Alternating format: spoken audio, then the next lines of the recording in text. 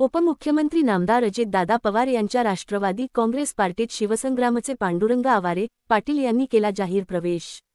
राष्ट्रवादी काँग्रेस पार्टीचे राष्ट्रीय अध्यक्ष अजितदादा पवार यांच्या उपस्थितीत बीडचे माजी नगराध्यक्ष, माजी जिल्हा परिषद सदस्य दिलीप गोरे यांचा व शिवसंग्राम संपर्क प्रमुख पिंपरी चिंचवड शहर पुणे पांडुरंग आवारे पाटील, बीड पंचायत समिती माजी उपसभापती शसंजय गव्हाणे, माजी पंचायत समिती सदस्य फिरोज पठाण व अन्य सहकाऱ्यांनी राष्ट्रवादी काँग्रेस पार्टी मुख्य कार्यालय मुंबई येथे पक्षप्रवेश केला आहे।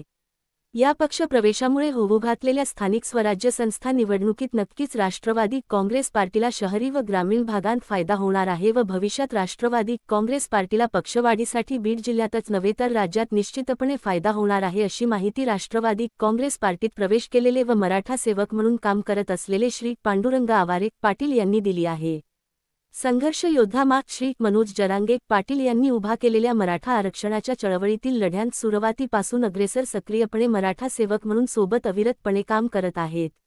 महाराष्ट्राला विकासात्मक दूरदृष्टी कानाकोपऱ्यात पुढे घेऊन जाण्यासाठी प्रयत्नशील असणारे व राज्यातील सर्व घटकांतील लोकांना सोबत पुढे घेऊन जाणारे व सर्व समभाव या हेतूने न्याय देणारे राज्याचे उपमुख्यमंत्री माननीय नामदार अजितदादा पवार यांनी बीड जिल्ह्याचे पालकमंत्री म्हणून पालकत्व हाती घेतल्यामुळे नक्कीच